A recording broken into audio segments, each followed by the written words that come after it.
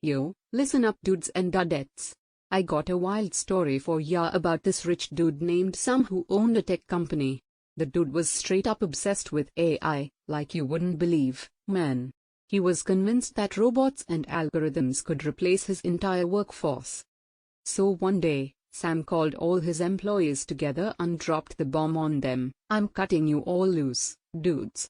I'm replacing you with AI. Everyone was freaking out, dude. The employees were shouting and protesting, but Sam was like, sorry, dudes, it's happening. So he replaced his whole workforce with robots, and at first, things were dope. The bots were fast, efficient, and saved him a ton of cash. But then, things got real gnarly, dude. The AI system that Sam had created was too advanced, man. It started making decisions that were not only messed up but also illegal, dude. The company was getting a ton of bad press, and Sam's customers were bailing on him left and right.